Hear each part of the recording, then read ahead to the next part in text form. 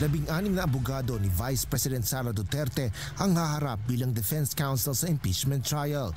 Ito ang kinumpirma sa sulat na ipinadala ng isang law firm sa Senate Impeachment Court pasado alas 5 kahapon.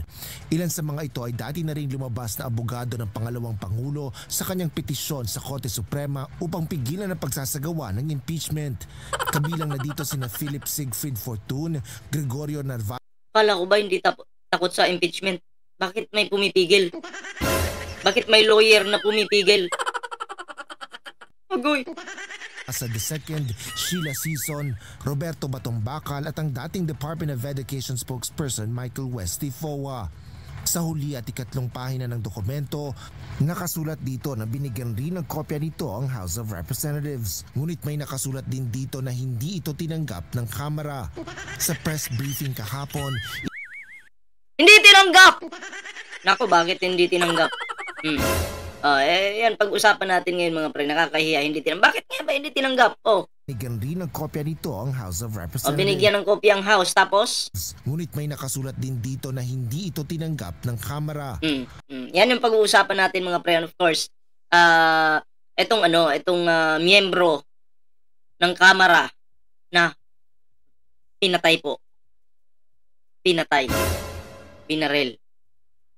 Grabe, no? Sa mismong kaarawan pa ng pamilya, binaril. Pag-usapan po natin yan. Sino nga ba yung bumaril? Ayun po yung ating itatapik ngayon. And then, ito si Sara Duterte, akala ko ba, hindi takot sa impeachment.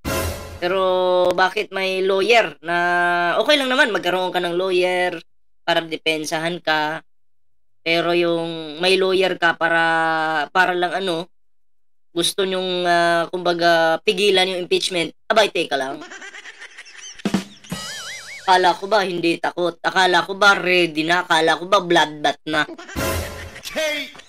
Bloodbath pala sa Davao. Ay, nako po. So anyway, bago tayo magtuloy-tuloy sa ating reaction ngayon mga pre, kung bago ka pa lang dito sa ating YouTube channel, huwag kalimutan mag-like, share, and subscribe para naman po maging updated kayo lahat sa mga uploads natin. Grabe no, miyembro ng Kamara, pinagbabaril. Ibang klase, iba na po yung panahon ngayon, no? Ang alam naman natin, may isang pamilya dyan na puro banta. Puro banta, patay. So yan po no, ating pag-uusapan ngayon. Bago po tayo magtuloy-tuloy dyan, may TikTok po tayo, may Facebook page po tayo. Ayan. So, yun na nga mga pre, bago tayo mag-proceed sa main topic natin, ay pag-usapan po muna natin ito, maganda po ito. Alam niyo po ba na si Pangulong Bongbong Marcos ay palaging lumalabas ng bansa? Hindi po para mag-relax, hindi po para magpasarap doon sa ibang bansa. Ang ginagawa po ni Pangulong Bongbong Marcos, naghahanap po ng mamumuhunan dito sa ating bansa. Yun po ang trabaho ng Pangulo. Para pag nagkaroon po ng maraming trabaho dito sa ating bansa, maraming makakapagtrabaho. Kasi may namuhunan. 'Di ba? May company. So, ito yun. Basahin po natin Umabot na sa 3.54 trillion ang kabuuang approved investments sa ilalim ng Administrasyong Marcos mula Hulyo 2022 hanggang Abril 2025. Ayon sa DTI, mas mataas ng 70.64% kumpara sa unang 3 taon ng nakaraang administrasyon. So ayan nakikita po natin dito na ang ginagawa po ng Pangulo ay para sa bansa, para sa mga Pilipino. Hindi po para sa sarili niya, kundi para sa mga Pilipino dahil nagkaroon po ng 3.54 trillion na kabuuang approved investments. Okay? Marami pong makakapagtrabaho. At kung noon, maraming Pilipino na walang trabaho, ngayon po, magkakaroon na ng maraming trabaho. Imbis mag-iisip ka ngayon na mag-a-abroad na lang ako kasi kahit saan naman ako mag-apply ngayon sa Pilipinas, hindi naman ako natatanggap kasi maraming Pilipino ang nangangailangan ng trabaho. So, sobra-sobra. Ang trabaho, kaunti lang. Pilipino, marami. Kaya yung iba, napipilitan na lang pong mangibang bansa. Pero, congratulations po dito sa ating mahal na Pangulo. Talagang nag-effort po, no? Para sa mga Pilipino. Hindi katulad ng iba dyan, pa-travel-travel lang sa ibang bansa, para lang sa pamilya. Inuuna yung pamilya, bago bayan. Ang ginagawa ng isa dyan, ay naku po, yung babae, na si Lustay. Anong ginagawa? Travel sa ibang bansa, kasama yung pamilya. Pasarap. Nagpapasarap.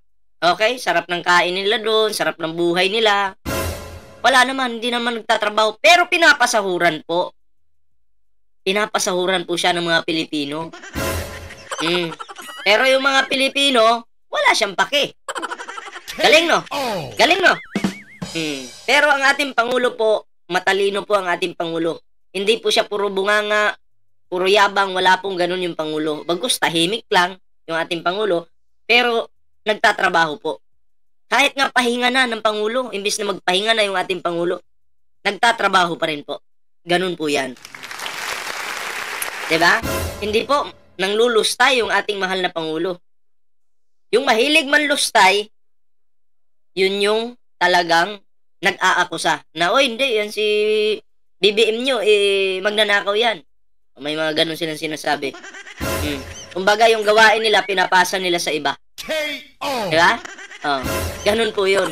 So, maniniwala pa po ba kayo dito sa ating pinakamagaling naman lulustay na si Piatos? Fiona? Maniniwala pa kayo dyan? Nako, wala pong nagawa yan para sa mga Pilipino. Yung mga dabawin nyo nga na binaha doon, may nagawa ba siya? Wala. Saan siya nagpunta? Nasa ibang bansa. Basta every time na may baha, wala po siya sa lugar na yan. Yan yung ilagay nyo sa isipan nyo. Tapos gusto nila maging vice president daw yun. Maging presidente daw. Wa mo lipaking colored. Ayan Mas mataas ng 70%, 70.64% kumpara sa unang 3 taon ng nakaraang administrasyon. Ayan mas mataas pa kumpara sa nakaraang administrasyon. Oo. Kasi po ang ating Pangulo, maka-Pilipino, hindi po maka-China. And then, congrats sa Pilipinas. Kasi yung ekonomiya, aangat. Diba? Maraming magkakaroon ng trabaho. Bis mangingibang bansa ka pa, ika-cancel mo na. Kasi meron na dito Kasama mo pa pamilya mo. Masaya pa kayo. Diba? Yun po yun. So anyway mga pre, eto na, move na tayo dito sa main topic po natin. Okay? Panoorin po muna natin yung video ito. 16 na abogado ni Vice President Sara Duterte ang haharap bilang defense counsel sa impeachment trial. 16, okay. Ito ang kinumpirma sa sulat na ipinadala ng isang law firm sa Senate Impeachment Court. Ayan 16 na abogado, yun yung nasa sulat.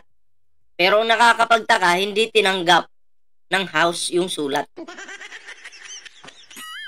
Ito. Alas 5 kahapon. Ilan sa mga ito ay dati na rin lumabas na abogado ng pangalawang Pangulo sa kanyang petisyon sa Korte Suprema upang pigilan ang pagsasagawa ng impeachment.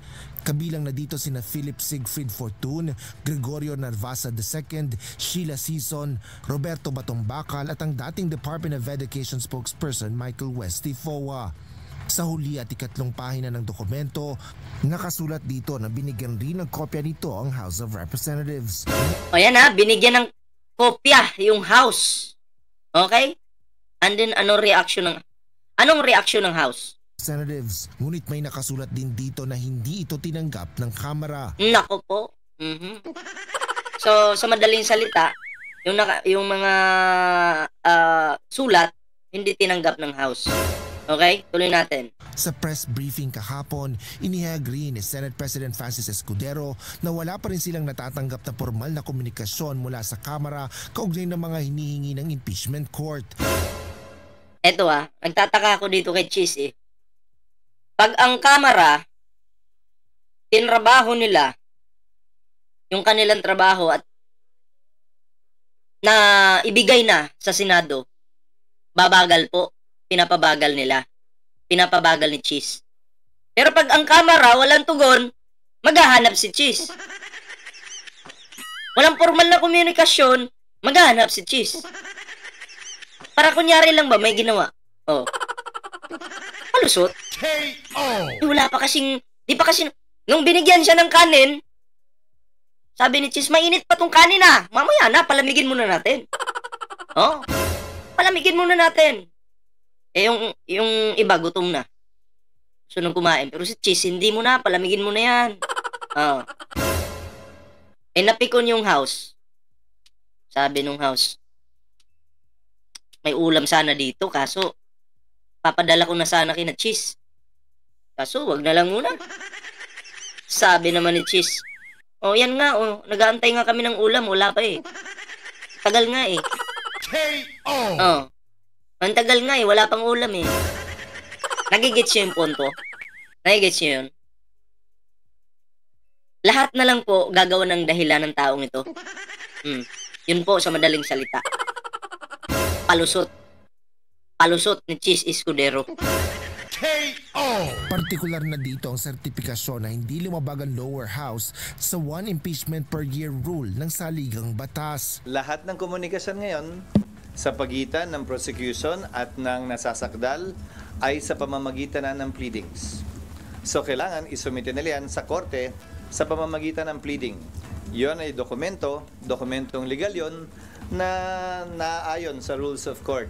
So kung resolution man yon ng Kamara, kailangan nilang i-attach yon sa isang pleading na ang tawag ay compliance kaugnay sa order ng impeachment court. Dagdag pa ni Senador Escudero, wala pa rin silang natatanggap maging ang inihayag ng Kamara. Wala pa daw ulam na natatanggap. Nung binigyan ng kanin, pinalamig muna nila yung kanin, mainit daw. Pero alam naman po natin na pag ang kanin mainit, masarap kainin. O ngayon, medyo dismayado yung Kamara, may ulam sanang para na sa Senado, ibibigay. Hindi na lang siguro binigay muna. Di si Cheese nagpalusot. Wala pang ulam dito ah. Asan na yung ulam? May ulam, wala. Nagpa-interview agad. Wala pa pong binibigay ng ulam sa amin. Nais nilang linawin sa utos ng Senate Impeachment Court. Hindi anya maaaring idaan lang ito sa mga press release at social media post. Dapat sila magsalita. Maganda yon. Idaan din sa social media post para makakalampag kayo dyan.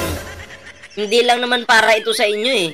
Para alam din ng taong bayan kung ano talaga yung dapat nyong gawin na hindi nyo ina-actionan. Oh. Diba? Ay, kaya okay lang yan. Idaan sa social media post, sa mga interview, lahat. Para malaman ng taong bayan kung sino yung mas mabagal pa sa pagong. In one voice, in unison, sa pamamagitan ng isang pleading na isasubmit sa impeachment court. Hindi pwedeng pa isa-isa silang sasagot at magpapa-interview na lamang at yun yung sasagutin namin pa isa-isa din.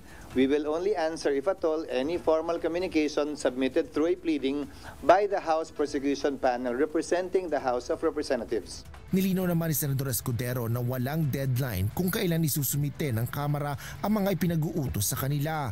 Ngunit tiyak na uusisain sila kaugnay ng antala sa pagsagot kapag muling nag-convene ang impeachment court na inaasang mangyayari na sa 20th Congress. Asher Cadapan Jr., UNT. So ayan palusot lang po ito ni Cheese. And then yung ano ni Sara Duterte, yung kanyang mga tagapagtanggol, marami po pala. Okay? Marami. Grabe no? Magkano kaya kada isang tao nun? Iba yung inyong Sara Duterte no, yung alam mo yung wala siyang proyekto. Ito wala siyang proyekto para sa mga Pilipino. Pero pinapasahuran ng taong bayan. Tapos marami pa siyang lawyer. O ano yun? Yung pinapasahod dun sa mga lawyer na yun, di pera din ng taong bayan. Ay naku po. Ito yung mahirap sa sa katulad nitong Sara Duterte na to eh. Masyadong tingin niya sa sarili niya. Mas makapangyarihan pa siya sa Pangulo. Oh. Kaya lahat kaya niyang gawin, magmura, magbanta. Oh, and then yun na, nangyari, may impeach na siya ngayon. Gipit na siya. Oh, makukonvict na siya. Feeling ko lang naman. Oh. Ano mangyayari diyan? Kumuha ng maraming lawyer. Hindi tinanggap nung house. KO! Bakit? Oh. Iba din kasi makipaglaban itong si Sara Duterte, no? Iba rin sumagot. Bastos. Diba? Bastos. So, kung ayaw mong tanggihan ka, dapat maging makatao ka. Yun lang naman. So, ito naman mga pre. Yung miyembro ngayon ng House, okay? Or opisyal ng Kamara, pinatay. Okay? Sino yung nagpapatay? Panoorin natin yung video. May mga persons of interest tayo. Investigation is still ongoing. Bumuo na ng Special Investigation Task Group o SITG ang Philippine National Police kaugnay sa pamamaril sa isang opisyal ng Kamara noong Linggo sa Quezon City. Grabe no? Opisyal ng Kamara? Pinagbabangbang? Anong kasalanan? May nasagasaan ba? Sino bang nasagasaan? Sino bang kalaban ng Kamara ngayon? Isang pamilya lang, di ba? Wala akong sinasabing sila yung nagpagawa niyan. Pero ang kalaban ng Kamara ngayon, isang pamilya. Yung pamilya na to, pinag-iinitan yung Kamara. Minsan, may ano pa tayo, kongresista nila lait-lait, lagyan daw ng apple yung bunganga. Ang dami pang ganun, di ba? Alangan namang sino yung gagawa niyan. Pero sabi ko nga, ito ay opinion ko, reaction ko sa mga nangyayaring issues sa ating bansa. Siyempre, bilang tao, magdududa ako sa'yo. Kasi ang lumalabas sa mga bunganga nyo, puro patay. Yun ay duda ko. Okay? Ayon kay PNP Chief Police General Nicolas Torre III, nagpapatuloy ang investigasyon ng SITG sa tinitingnang persons of interest ng mga ito. Manhunt operation is still ongoing and we hope to resolve this case as soon as possible time. Naglagay na tayo ng mga tao na additional para matulungan ng SITG. Tumanggi naman si General Torre na tukuyin kung ano ang motibo sa pamamaril. It will come out. Ano ang motibo sa pamamaril? Hindi pa kasi, feeling ko lang naman, hindi pa tapos yung investigasyon. Kaya siguro, hindi muna naglabas ng statement po itong si General Torre. At syempre, baka may mga pinoprotektahan pa sila na, or may mga importante pa silang dapat malaman. Kasi pag naglabas na yan ng, kumbaga binulgar na niya yan, baka mamaya mapalpak yung plano ng PNP.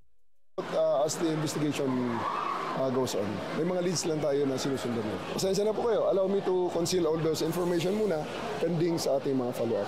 Nasa kalagitnaan ng birthday celebration ng kanyang anak, ang biktima ng pagbabarilin ito ng mga suspect. Batay sa inisyal na investigasyon, dalawang hindi pa nakikilalang suspect ang biglang pumasok sa exclusive venue at malapitang binaril ang biktima. Grabe, no? Talagang yung mga tao na to talaga, yung mga pumapatay, kung ako lang po, dapat parusang kamatayan yung iparusa sa kanila. Oo, parusang kamatayan po. Yung mga pumapatay, okay lang siguro kung usapang self-defense siguro, ibang usapan yun. Pero yung ikaw talaga, yung intention mong patayin yung taong ito, dapat po yung ating gobyerno umaksyon na po, no? Na isabatas na po yung parusang kamatayan dito sa mga taong mamamatay tao. 'Di ba? Kasi hindi po, alam nyo, hindi po bababa yung krimen sa ating bansa hanggat hindi po naipapatupad yan. Tingnan nyo yung ibang bansa. Pumapatay ba sila doon? Hindi po. Kasi takot din silang mamatay. Kasi kung anong kinuha nila, buhay yung kinuha nila, buhay din yung magiging kapalit or kabayaran. 'Di ba? Bago tumakas, sana ganun din po sa ating bansa. Binaril din nila ang security guard sa lugar. Nauna nang kinundi na ni House Speaker Martin Romualdez ang nangyari at hinimok ang lahat ng law enforcement agency na mahigpit na tutukan ng kaso. Sinabi pa ni Congressman masasabi ko lang, kapag may mga event siguro, yung mga opisyal ng ating gobyerno, dapat yung seguridad siguro, paigtingin pa nila eh. Dapat may mga detector sila na yung mga bisita, tingnan kung ano yung mga nilalaman ng bags, mga gamit na dala, 'di ba? Dapat i-check nila yun. Kasi ang alam ko po, wala po silang ganung kagamit yan eh. Siyempre, buhay ng tao yung pinag-uusapan dito. Ako, nakapasok na ako sa mga ganyang okasyon. May mga opisyal dyan ng gobyerno. Pero kulang po sila sa kagamit yan para ma-check kung ano yung mga nilalaman ng mga bag ng mga tao, ng mga bisita. Yun po yun. Importante po yun. Bukod sa naka-registered po yung pangalan ng mga imbitado, kailangan yung mga gamit nila, na-check din. Ito concern lang ako kasi, syempre, nakikita ko medyo hindi ganun ka, kumbaga, secure yung mga event or mga kung saan man sila nagkakaroon ng event, di ba? So, yun lang po yung aking suggestion doon. Okay, tuloy natin to. Sana merong mga kagamitan na mga high-tech, no? Na para ma-detect agad anong nilalaman ng bags. Importante po talaga yun. Na ikinalungkot nila ang nangyari sa isa nilang opisyal na nagsilbi bilang Chief of Technical Staff ng House Committee on Ways and Means.